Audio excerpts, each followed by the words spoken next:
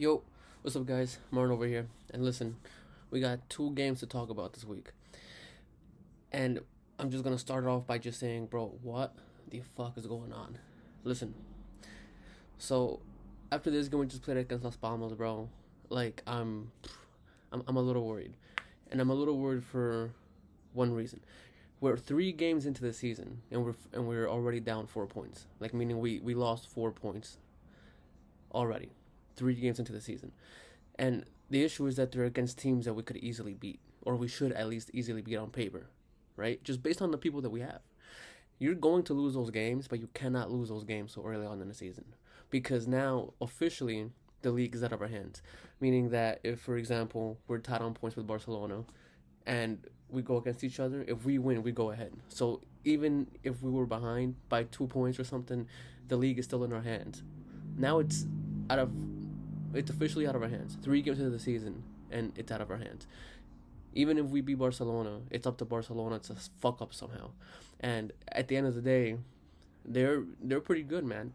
Like if you've seen them play, Lamine Yamal is no joke. Danny Almo, he was finally even though no one argued that he was a bad player, he's a great player. He's just not someone that Barcelona needed right now, based on the staff they already have. But regardless, he's a great player, and he showed it. Debut goal came on in a minute, completely changed the tempo of the game, and he gave them the goal, and he earned them that goal because honestly, I don't think that they deserved the win anyway, the way that they were playing up to that point. But that's aside the point. Honestly, we didn't deserve a draw today either. Like they could have easily walked away with the win. Jasper Silson, bro, respect. He fucking blocked a few shots. That Valverde free throw was free throw. That fucking that Valverde free kick was definitely going in. And even though it wasn't, towards completely out the way, you know what I'm saying? Like he should have easily been able to reach it depending on length, but it was quick, man. Like it's those balls are hard to fucking catch and stop.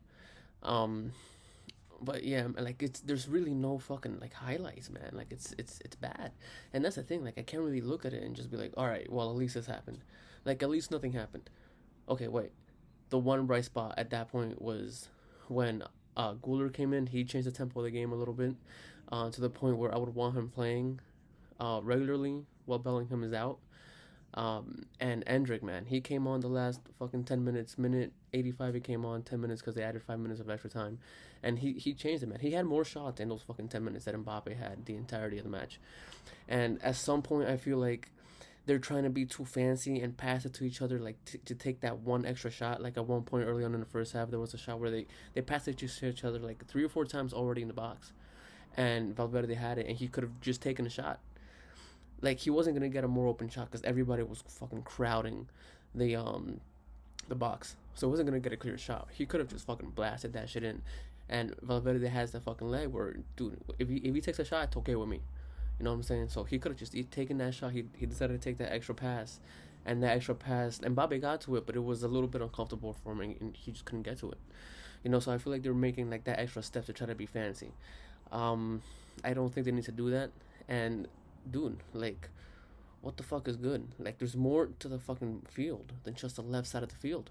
Like, I understand the three of you guys prefer playing on the left, but y'all gotta spread out some more, man. And the one who spreads out the most to me is Rodrigo. Yeah, most of the time he's on the fucking, or not most of the time, but you'll see him on the left. But for the most part, he's the one who moves around more than the other two, at least. Vinny, I think he obviously moves more than Mbappe.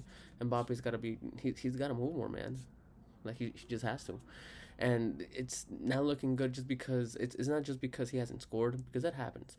The shit that happened with Bellingham last season doesn't happen all the fucking time. Like you can't just expect it. So yeah, he's coming into a harder league. He's coming into a new league. He's gonna take some time for him to get used to it. So it wouldn't be that bad if the same thing wasn't true with fucking Endrick. You know what I mean? And he came from a completely different continent, and he's young,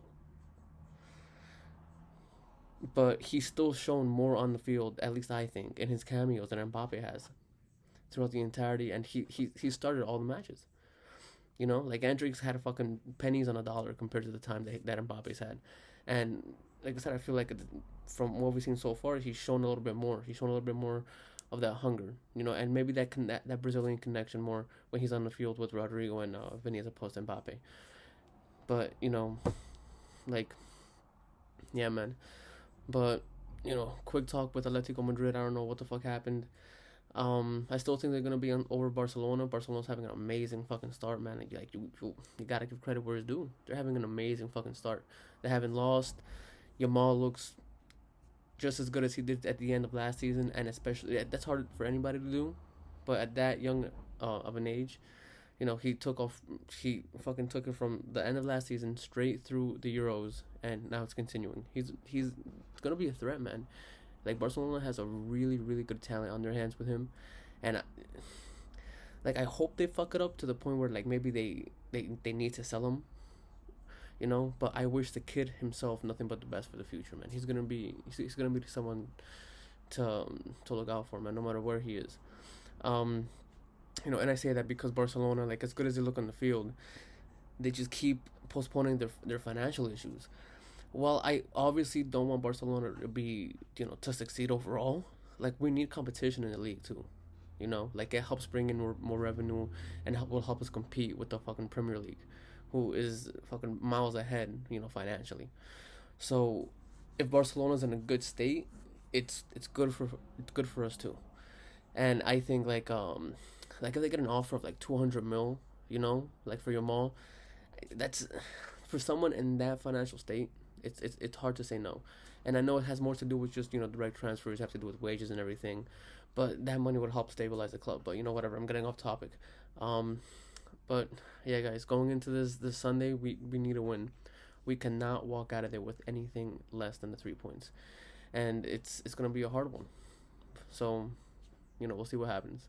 How are you guys liking the season so far? Is it playing out the way that you guys thought it was? Because as of now, no. In the long run, I do think we're still gonna win the title. I just think we have too many things in our favor to not win. Honestly, if we don't win the title, you heard it here first. It's gonna be a disappointment based on how we went into the season. Um, but yeah, who do you guys have as the player of the season so far? An amazing 3 matches into the season. Let me know, guys. Talk to you next time. Deuces.